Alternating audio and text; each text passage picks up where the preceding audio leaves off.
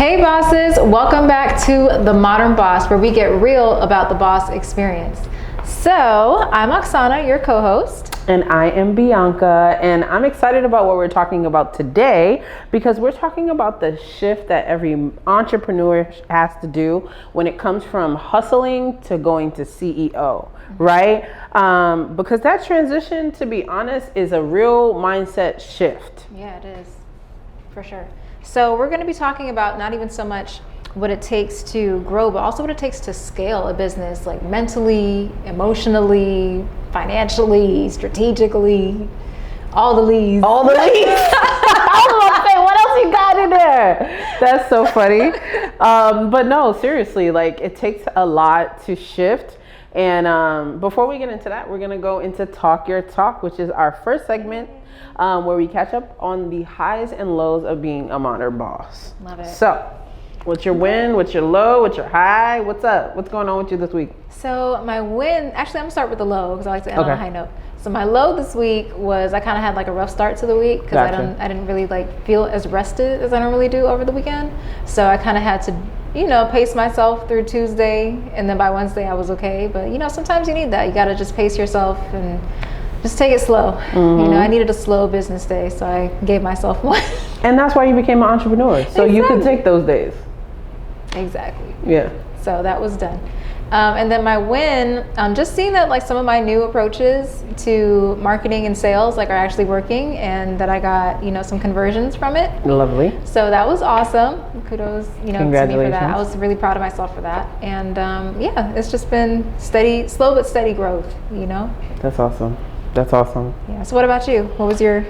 Well, my win this week was I've been transitioning, well, not transitioning, but adapting kind of like AI consulting. Mm-hmm. And it is something that we're exploring, and we're becoming a little bit more versed in it. Okay. And I pitched it to a company this week, and they were really interested. They are interested in me sending them a proposal. And so I'm excited to possibly expand my services into this, right? Like it will be really cool to dive even deeper into this space, because I think that it's inevitable and we need to. And also that I've created something that may work well. So I'm excited about that. I love that for you.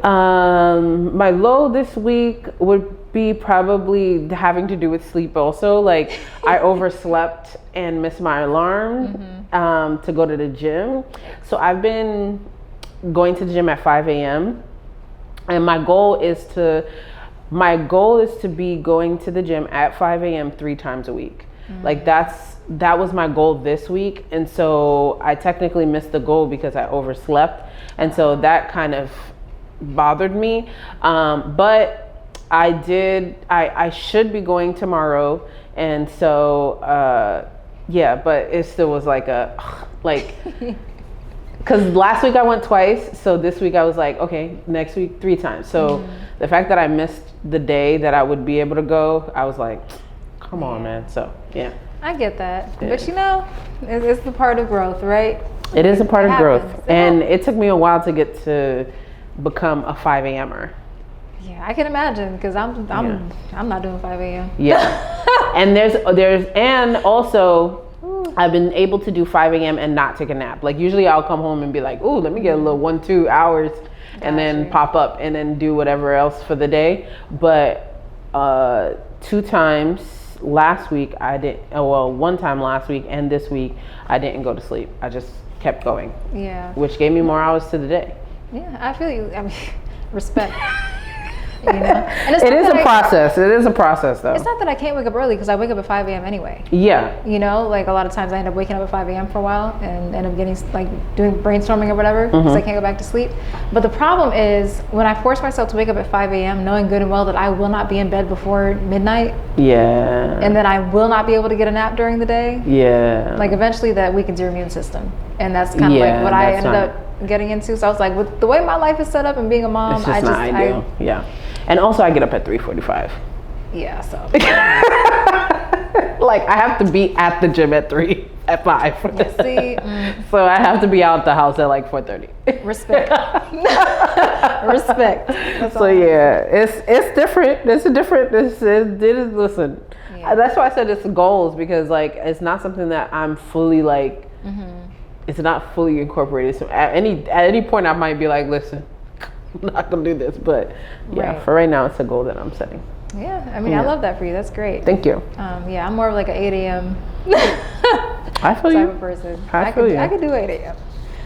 Okay, so we did our talk your talk for a second, but I think just like, going to the gym and building that habit, like growth period, especially when it comes to mindset, it's like it's a trust muscle. You gotta develop it, you gotta build it. Yeah. And that ties perfectly into today's topic. Yes. So, how to think, act, and lead like a CEO instead of just the operator or even the entrepreneur. Because I feel like a lot of people don't talk about that. Like, there's a whole mindset shift that has to happen from entrepreneur to CEO. A great one. We're going to be talking about that. Yeah. So let's start with the big question.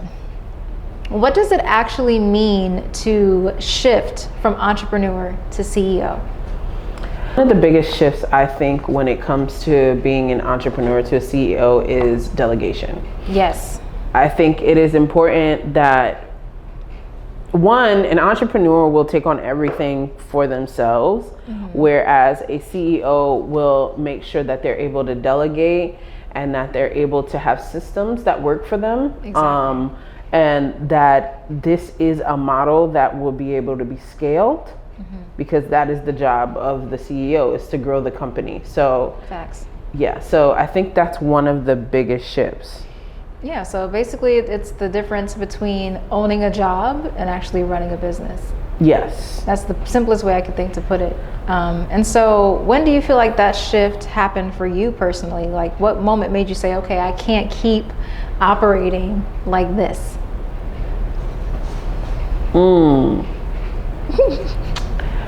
To be honest with you, I never wanted to operate like this.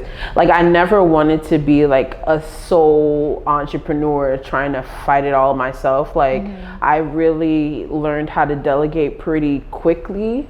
I think it was because of my background in agency work. Yeah. So I always had a team when I was working in agencies. So I knew that it wasn't supposed to be done alone. Right. That makes So, sense. yeah. So when I started my own, I did a lot of the work myself for a long time.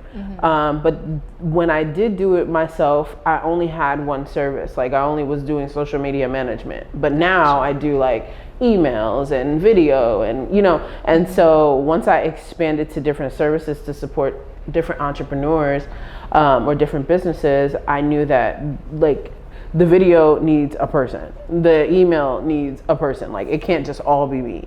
Although I can, but I knew that like I just didn't want to be overwhelmed, and like I knew that I wouldn't be able to grow the business if I was the only person doing the work. That makes sense. Yeah. What about yourself? Like, what made that shift happen for you? For me, it was burnout.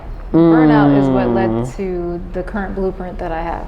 Gotcha. So I think my first attempt at business, I'm not even gonna say attempt because I ran a business. My first business definitely was more solopreneur focused. And because of that, I ended up getting burned out pretty quickly, especially with something like design work. Eventually it catches up to you. So I think for me, it was kind of just like I got to that point where it's like, I enjoy design and everything, but I kind of want to do something a little different. Like, I want to, if it's going to just be me for now, I want to make sure that I'm building something that's sustainable for me. And then from there, I'll build a team. So that's kind of how I had to do the mindset shift for me. It was kind of like, okay, burnout kind of showed me what I don't ever want to do again and where I don't ever want to be again as a business owner. And so I had to kind of just rebuild from there.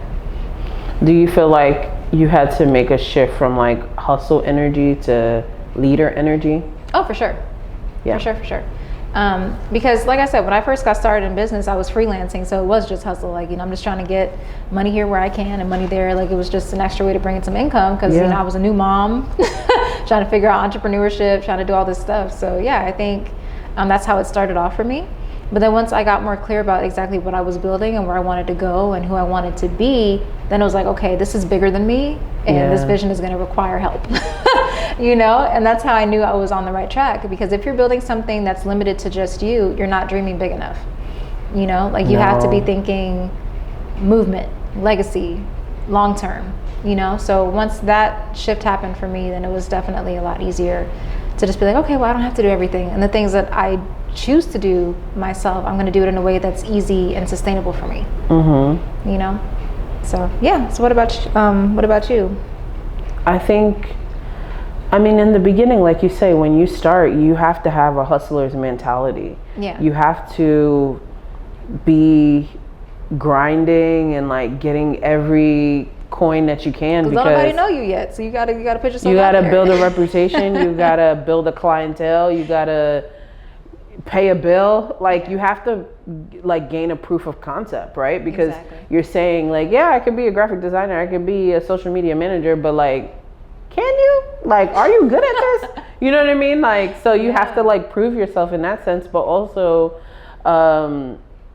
hustle to leadership really took a shift for me after I did probably my first government contract.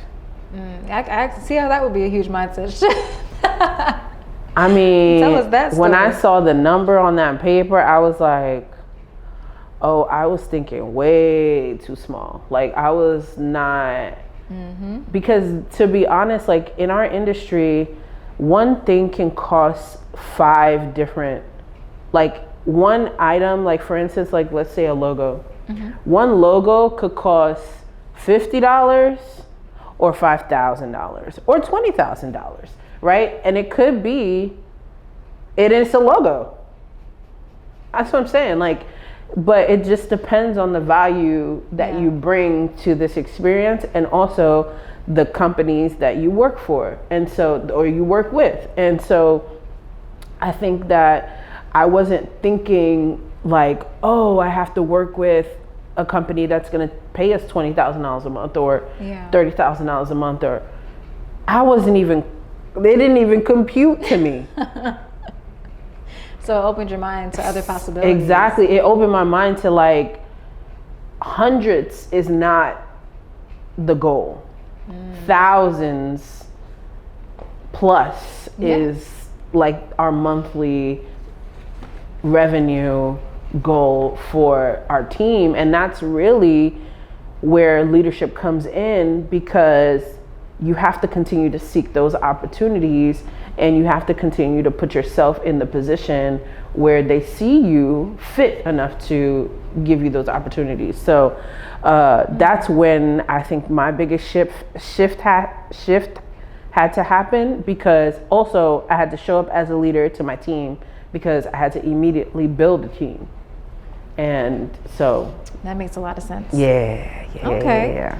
I think for me, the aha moment for me, like, because you mentioned like, the contract and you saw that number. I think for me it was just more so like just looking at the numbers of what I actually needed to get where I wanted to go. Yeah. And I was like, the higher the ticket, the less clients I need. Yeah. So what do I already possess that I could be charging more for? Like what knowledge or skill set, what do I have that I can charge more for? And so that's what got me into high ticket sales. Like honestly. And I would never go back. I would never go back. You can't go back now. I know, right? Even can't go back. I couldn't go back. So what do you think? What do you think holds entrepreneurs back from taking the leap from that? So let's just name it as like the hustle mentality to the leadership mentality. What do I think holds them back? Yeah. Honestly, if you're like me, this might be you. It could be just the fact that like you're not willing to trust other people with your vision. Period. That could be the hardest part, right? And it's not because you don't want somebody to come in and help necessarily, but it's that either you've in the past attempted to and like it just didn't work well for you, or whatever the reason is. But it's not an easy thing to trust other people to steward your vision, right? And it takes time to find like the right team. So I'm not even gonna front, like it takes time to find the right people. But yeah, I think that could be the hardest part, like just not wanting to let go of full control and be willing to trust that other people have other approaches and ways of getting things done that need to get done. So it could be hard. It can be very hard because nobody sees it the way that you do, but they're not supposed to. And you have to be willing to accept that. But I also think that as women entrepreneurs, we tend to look at our businesses as children.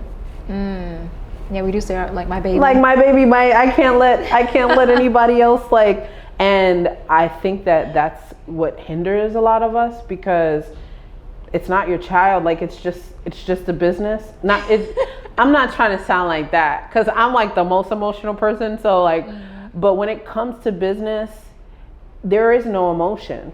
Like it literally is numbers and strategy. And so if we hold it so tight, like, oh my God, my baby, like my vision, like, yes, you had the vision, you put it in writing, you made it plain. Right. If the person is not living up to the expectation to execute on the vision, you gotta let them go and then move on to another person. Like people hire and fire people. Like look at Walmart, look at McDonald's, look at any business, any multi-million-dollar business is, if you get it wrong a number of times, you gotta go. That's how that works. And then they hire a new person. Like that's why they say, what was it?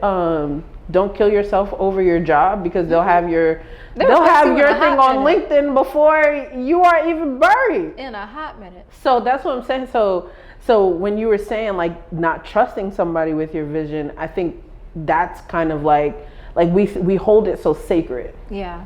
Like we can't have another one. Right. And that's the thing too, to piggyback off what you said. First of all, gems. Hope you guys wrote that down. I think the key, I had to learn how to separate the two, the vision from the business too. You know, because the business is just a way to accomplish the vision. Right. So for me, I nurture my vision, but I lead my business. You know, and I think that's kind of the distinction we have to learn how to make. You know, so nurture the vision, but lead the business, and that means not being so overly attached to where it can't grow. But don't smother your baby. No, don't smother. And it's not a baby. I mean, it's something that you're growing for sure, but it's not like, we can't put that motherly instinct into the business, because if you do that, that means you'll never let go of it. Exactly. So like you can never exit the business, you can never sell the business. It's only dependent on you. You can never hire another CEO. You can never, you know what I mean? Like you can never step away from it because this is your baby and you got to hold it. And it's like, that's not the mentality that you need to have when it comes to business, because then you will just be stuck in, and you won't ever explore having another business, right? Exactly. Like you'll never explore expanding or pivoting. Like sometimes you maybe merging, getting bought out. Like what is your exit strategy here? Like you can't think that you would, I mean, some people run their businesses until, you know, whenever, but if we're trying to scale, if you're trying to actually build a viable business that's not just a glorified job, then we need to look at it a little bit differently. And I think that's a major shift in our community. And I'm not saying that I'm perfectly, like, I'm not saying that I'm really good at this, but I do notice that that's one thing that women, in particular women, like, I'm just saying, because men, they don't care. They don't get emotionally attached. Rise and fall within the business and go into another business and start some, like, how many men entrepreneurs have you seen, like, they're on their third business and you're like, what? What do you do now? You know, like, you're just so confused. But we'll hold on to something, even if it's not working. We'll hold on to it so tight, and we'll be like, my baby, like, I have to make it work. And it's like, girl, the business is failing. It's all right. And I totally agree 100%. The only reason I use the phrase like smother your baby is because I want to put that image in your mind. Yeah, like, for sure. You're smothering it when you don't allow it the space it needs to grow. Yeah. You know? But yeah, 100%. So I hope y'all took notes. All right. Well, let's talk about systems that scale.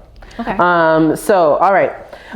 So what actually allows you to scale, right? Like a mindset click, like we talked about, but the major thing is systems. Because without systems, then what are we doing? Like, facts. You have to have systems. It's the blood of the business. like through and through their systems throughout. So what system has completely changed the way you've operated? Automation, delegation. I just want to go on vacation. Is that something you just made up? Like, what in the world? And I'm dancing like, what, girl? Automation, delegation. I just want to go on vacation. This girl's nuts. And I'm like, okay, I've never heard of this. I never heard of this song. This is different. Oh Lord. Okay, so automation and delegation. I mean, automation, delegation, like you said. So what system are you using to do said automation and delegation? So for automation, I mean, of course, there's the obvious, like, email automation, task automations, and I can do that through my website because it already has that stuff built into it. But yeah, and then of course, like even like simple things like using ManyChat to like automatically reply to comments and DMs on Instagram and things like that. So you just find ways to make your life easier. Yeah. Like anything. What website are you using? I have a Wix website, and so they have that built in where you can like set up email automations, you can set up task and workflow automations and all of that directly on your dashboard. So everything's all in one place. So I love that. It's separate fees, but it's all in one place. Yes. But I mean, if you have them all in different places, those are fees too. So yeah. So, but it just makes it easier because everything's already connected. Exactly. So I do enjoy that. So that's the automation part. Delegation, I have like contractors and things like that. So if I have certain projects I don't want to do, I have somebody that I can bring on the team to either do white label or to assist me with it or to just outsource it to. So yeah, that's what I do. What about you, as far as delegation? Same. I have a team of people that I work with that work with me regularly. I outsource when I need to, bring on people on the team if the project is bigger than obviously who we have.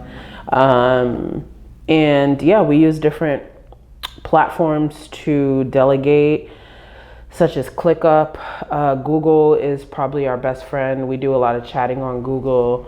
Google Calendar is literally like, if it's not on there, nothing is getting done. And then what else do we use? ClickUp. I use Dubsado for CRM, like CRM also. Yes, that's very important. And actually, I've been liking HubSpot a lot lately. Okay. It is free, but it also is integrated into your email. So it's like if you are having an email with somebody and you're like, I really want to be reminded to like email this person in like 2 or 3 days, it's like a button right there that just like create tasks to follow up with this person. I'm like, oh, I love that. Okay. And so yeah, so it's pretty good. It. Yeah, no, it's nice. And then you have like templated emails as well. So like you can just drag and drop, like for instance, like when you go to a networking event and you want to follow up with the people, I have a template already for that. So I just drag and drop and just like send it to all the, and nice. I told you about like, you can scan the business card. And so all of the contacts are already there. So you could just like, blah, blah, blah, blah. Oh, good. Yeah. I like that. Yeah, it's that's why I was like, I've been liking that a lot lately. I used to use HubSpot, but then actually HubSpot, would you like to sponsor us? Because I'm just dropping your name. I mean, hey, that right. would be great. I'm gonna pitch it. But yeah. So yeah,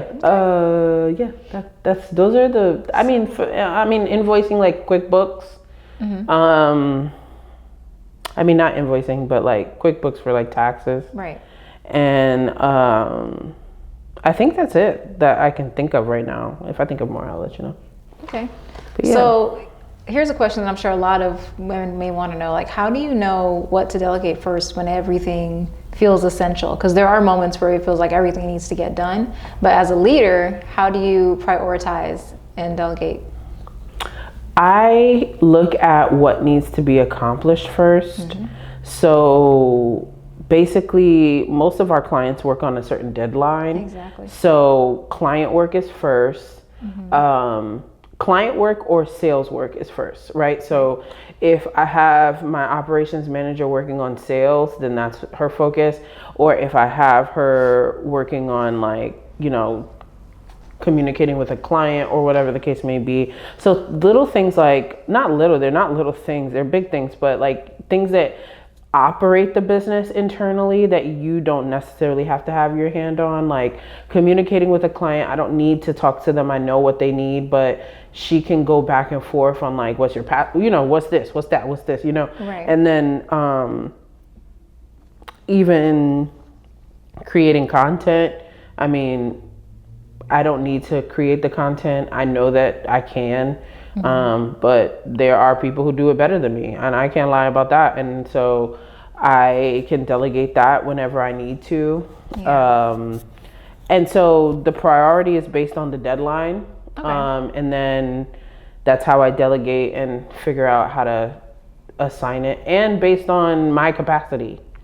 So if I know that I know what task I don't have to have my hands in.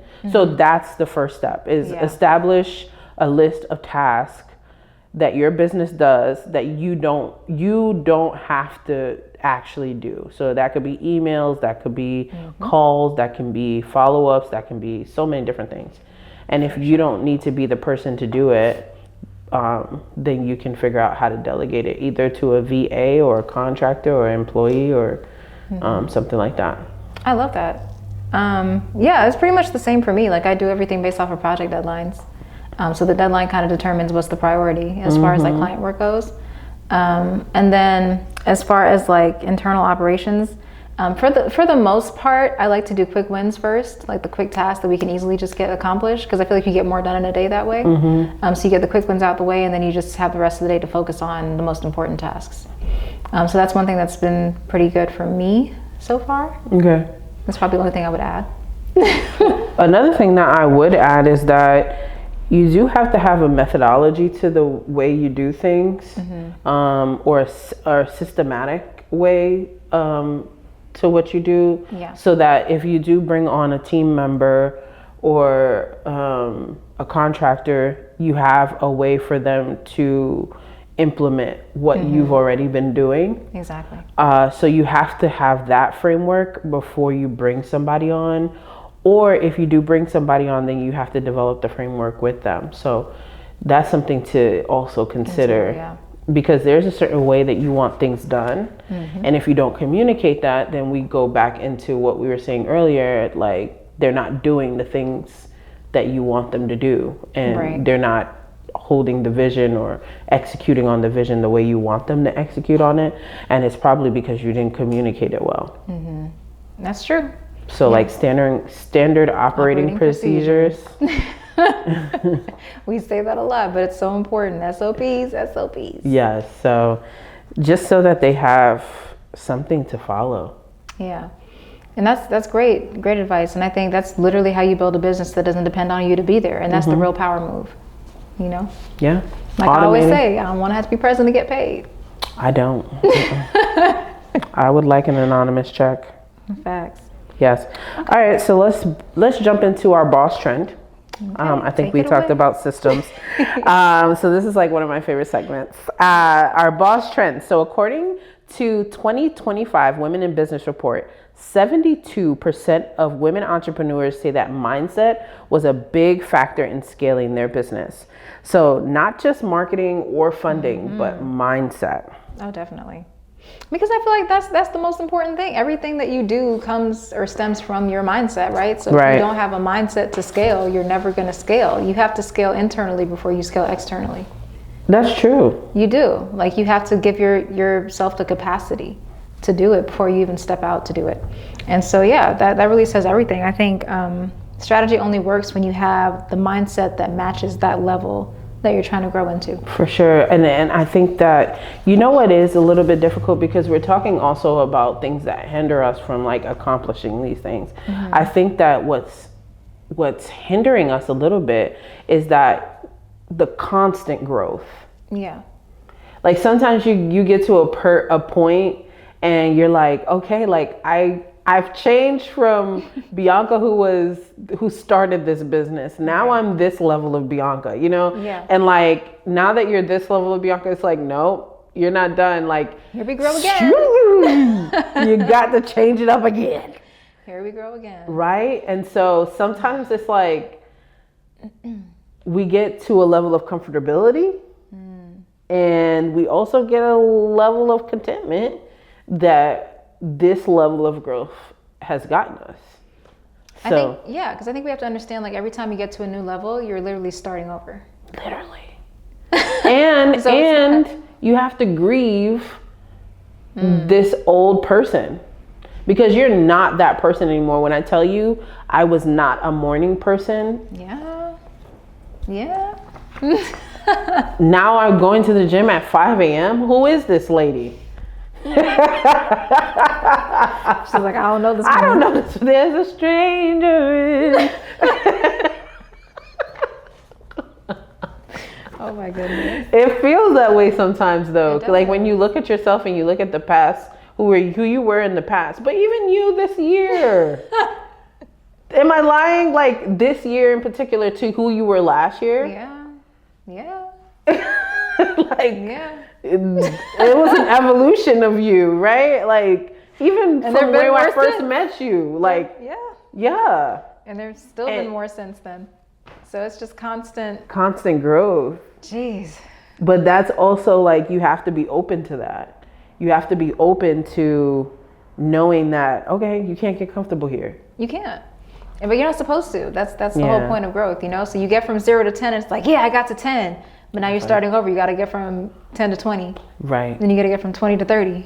And then, so you just always got to keep growing and evolving. And that's the key to staying relevant and growing sustainably. Like you have to be willing to continue growing and to continue learning. Otherwise, you'll get left behind because trends are always changing. The market is always changing. The economy is always changing. So if you don't know how to grow and to be uncomfortable and to pivot and to lean into frustration instead of retracting in fear, like... You're stuck. You will get stuck. Well, that leads me into this next statistic, which is there was a LinkedIn survey that they did, and they say nearly 60% of small business owners feel stuck at a certain level of income. And it's because they're afraid to delegate or invest in a team for growth. The infamous glass ceiling. Yeah. They're feeling like they can't break through that glass ceiling. Yeah. The ceiling that they've made for themselves. Yeah, basically. And that brings us right back around to how mindset is the foundation of scalability because you can't outgrow the identity that you're operating from. So if you don't allow your identity to evolve, your business will not evolve. And that's the thing about business, is literally a byproduct of who you are. So if you want your business to change, it starts with you. It really does. It really is a reflection of personal growth. Yep.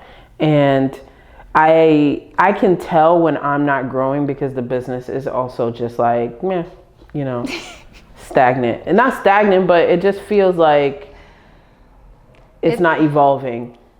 Yeah, I know what you were trying to say. Not stagnant, but like it's just plateaued. Yeah, like it's just maintaining. Yeah. Yeah. So what do you think is like a small mindset?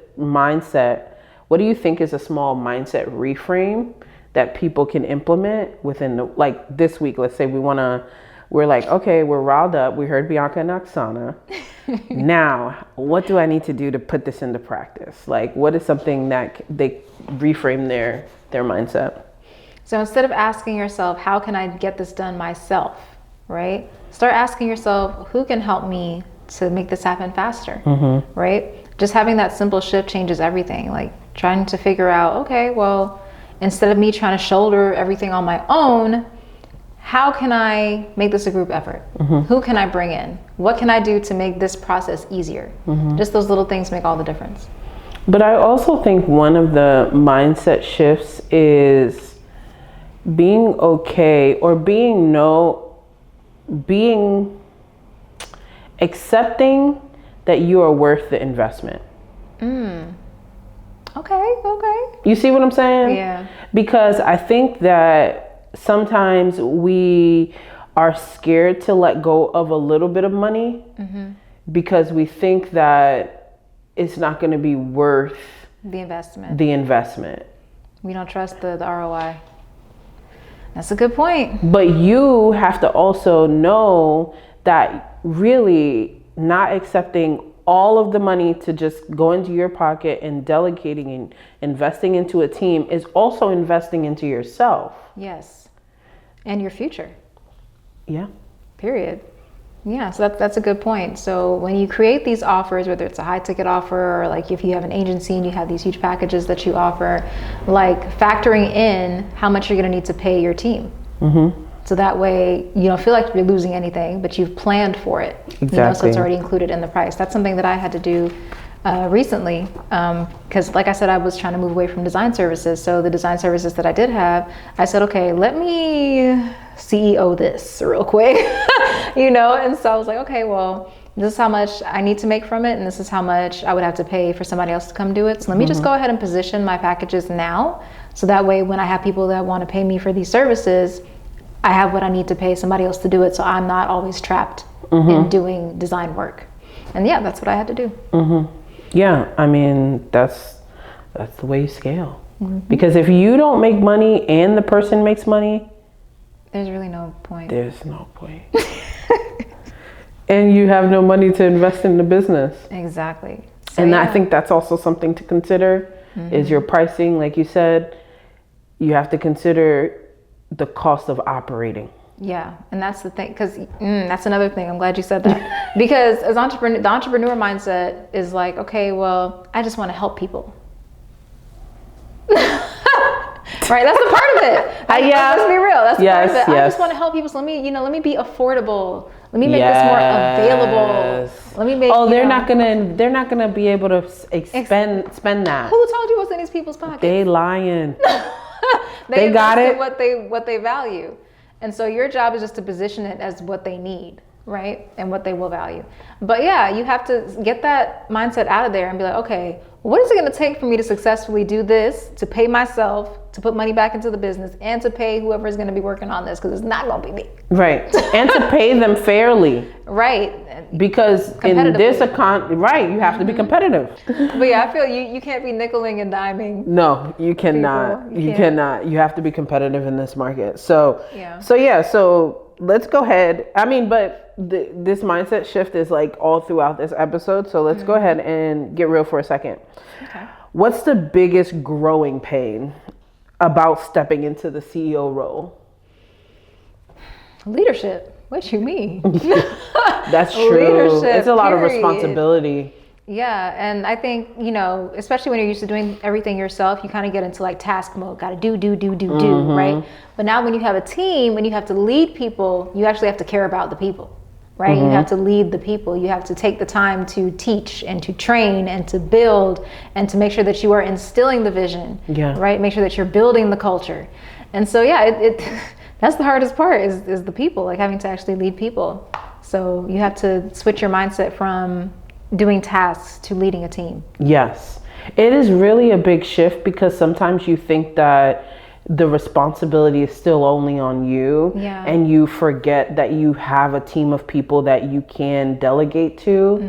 But like you said, building a team and managing that team, like managing personalities, managing deadlines, like not being super lenient, or like having a code of conduct, or like how you should show up in a meeting, or like there is a lot of growing pains, because one, I think there's also a learning curve, because some of us are in businesses that we've never actually worked in before, or in business, or at a level in business where we haven't seen a through and through example. Right. So a lot of this is like figuring it out on your own, or Googling. Most of this is figuring it out. To be real. Listen. It really is figuring it out. Even with the degree, it's still a lot of figuring out, because it's different from, learning about something to actually having to get out there and do it yourself and build in real time. So application. Period. Yeah. You got to apply and implement. Yeah. And then tweak, because sometimes it doesn't work. So and to be honest, it all falls back on you. It does. That's another part of leadership, the responsibility. You get all the glory. You can get the credit, but you also get all the blame. All the blame. So, if it doesn't go right, baby, that is on you. Yeah. Yep. So that's a lot. Leadership is no joke. It is not a joke. It is not a joke. But you're also, I think one more growing pain is you're responsible for the growth of the vision. Yes. Oof. Let that sit. That's a lot. Because now you have people, and I know in my organization, you have people looking up to you. Like you have to really consider when you start paying people, they use that money to fund their life. Yeah. Like they're paying their bills, they're paying their car note, their lights, they're getting food. Like, so when you are running a company and you're delegating and you're building a team, you have to be very responsible. You do. You're literally like funding people's lifestyles. That's crazy. It is. It's a lot of responsibility. But yeah, and I think it's worth it. Yeah. So, like I said, it takes a lot of emotional intelligence, a lot of patience. It's a lot of responsibility. You know, it's a lot to manage. For sure. What is something you wish someone would have told you before scaling? Before scaling? That it didn't have to be as hard as I was making it. Yeah, it's not that hard. That's what I wish somebody would have told me. Yeah. But yeah, I just wish I had somebody to tell me anything, to be honest. Mentorship? Yeah. Yeah. I think, and not to say that I didn't have people that, you know, guided me and spoke things into my life in different areas, because I do. But I think as far as like the hands-on application of it, like really having somebody to kind of just be like, oh, you know, you could change this or just tweak that, or, you know, that really like hands-on, up close and personal. Like a hand holding a little bit. Yeah. But somebody that could just actually take a look at my business outside of just like the general advice and just tell me, hey, like you could do this better or you can do that differently. I think that would have been great. You know? I agree. Yeah, that would have been delightful. That would have been great. I had a little bit of that when I was starting, but as I moved and I grew, not so much. And I've tried to go into some mentorship programs, but they just never seem to like pan out. Yeah, I feel like that's a part of the leadership journey as well, is like just realizing that when you have a vision, you have a blueprint. You know, and so you're the one that's spearheading that vision, that movement, and it's kind of, you have to be willing to do things alone to be a leader. Yeah. Not saying that you have to do it alone, but you have to be willing to go forward alone without permission, without approval, without you know, support at times. There's a lot of self-soothing. Yeah. But there's also a level of isolation, I think, that comes with being a founder CEO, because it can feel that way.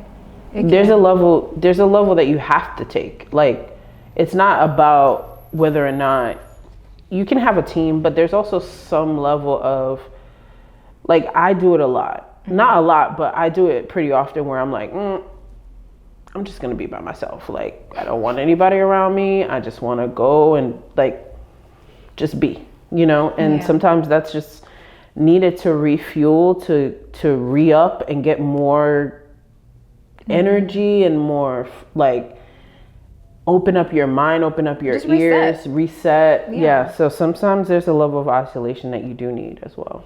Yeah, I can definitely agree with that. I think for me, more so, I wouldn't say isolation, more so like introspection. You know, like you just need that time to just be with yourself, to recharge, to check in with yourself, because not a lot of people check on you as a leader, right? So speak on it, Oksana. You know, so you have to be willing to just have that introspective time to check in with yourself, like, hey girl, how are you doing? Right. Like, what do you need? What's going on with you? And be willing to honor that and to listen to yourself and to give yourself what you need, because otherwise it's very easy to fall into burnout and to feel alone when you're not pouring into yourself first, you know? Yeah. Yes. So I agree. So let's flip that. So what's something that you enjoy about being the CEO? Number one, making money. Period. Can we talk about it? Yeah. Number two, I like it. Just the flexibility. You know, and it's freedom and flexibility, but it's also responsibility. So it's like it's a balance. It's a balance between the two. But I love the flexibility to just be like, hey, I can move this meeting around if I need to, or I can be here if I need to, or I can cancel this if I need to. Cancel the whole day. Right. Like I have the freedom to do these things and the flexibility, right? Yeah. Am I always going to do it? No, because you responsibilities. Have to do things. But I have the option, and that's something I never would have had working at 9 to 5. So for me, that's what it was about. It was about creating that freedom for myself and being able to manage my time the way I want to manage my time. Period. You know, like I have my CEO schedule. That's what I call it. So I have my format for the day. I can move things around if I need to, fine. But I have my hour blocks. I have my focus block. I have my sales block. I have all these blocks to get things done. And it works so well for me. That's good. You know, and once again, going back to the introspection and listening to yourself, I know when to take my time off. And I listen to that because I do not ever want to get to a point of burnout again. So I listen to my body. I listen to myself. I listen to what I need as well. And then have the flexibility to do what I need to do to accommodate that. I totally agree with you. That flexibility and freedom is something that is unmatched. I mean, I think I told you I took 2 weeks. I went to Europe for 2 weeks and I didn't open my laptop, and that's beautiful. It was a never done before. Like it was, to be honest, I've never done that. Like gone 2 weeks without opening my laptop. I don't think I've done that since I've started. Wow. And so that was huge. It was huge for me. And so thank you. And not to say I didn't do a little something, but I didn't open that laptop. And so that was huge for me. And that was a testament to like delegating and like finishing things before, because actually it wasn't just me on vacation. All of my team was on vacation at that time. Now that's a flex. And that was like, what? It was crazy, because that also happened, and this is growth, right? That for some reason we all tend to go on break at a certain time of the year. We all seem to pick the same week. Right. And last year when it happened, I actually it might have been last year or maybe the year before, I actually had negative feedback from a client when we did take that week off. And I think that may have shaped this year, because I was like we need to just be on top of our systems, on top of our stuff. Yeah, so we just needed to make sure that everything was done before we left on vacation. So that was one of the joys that I had with being a CEO. I don't even know if I call myself a CEO, but... What you mean? I don't know. I'm gonna need you to find... I call myself a founder or owner, but I guess CEO for this too. I mean, do you have a CEO? No. Congratulations. Well, I've been promoted today. Thank you, everybody. I call myself a director. Okay. That's pretty close. I mean, when you're an entrepreneur, you call it whatever you want to call it. That's also the freedom. Call it what you want. Call anybody to listen. You hire somebody, you be like, what you want to call yourself? what role would you like this to be? So I like the freedom. I like the ability to be the person that can take off. Like if I need to show up for my family in any way, or if I need to be somewhere, I can move my calendar around. I also like the ability to provide for other people. Yes. I do enjoy being able to supply people with income. I find joy in like paying people on time, because I've been in situations where I haven't been paid on time. Those are all beautiful things. Yeah, and I find joy in celebrating my team too. I like that a lot. I like them. Yeah. From a team perspective, I would say that one of my favorite things is the fact that I've been able to partner with and like provide opportunities for minorities. Oh yeah, for sure. I think that's definitely a big one for me. That's beautiful. Yeah. All right, so let's wrap up with practical boss moves. Yeah. So real and actionable takeaways that you can implement immediately. So quick wins you can apply this week to start stepping into your CEO era. Okay. All right, so first let's do a responsibility audit. So that means you're going to list everything that you're doing and then highlight what only you can do, and then figure out how you're going to either delegate or automate or systemize the rest. Right. Then the next step you're going to do is set a CEO hour. The CEO hour is 1 week. The CEO hour is 1 hour a week where you strategically plan. So that means no emails, no admin, no content. You're only planning and you're only vision casting during this hour. Okay. Yeah.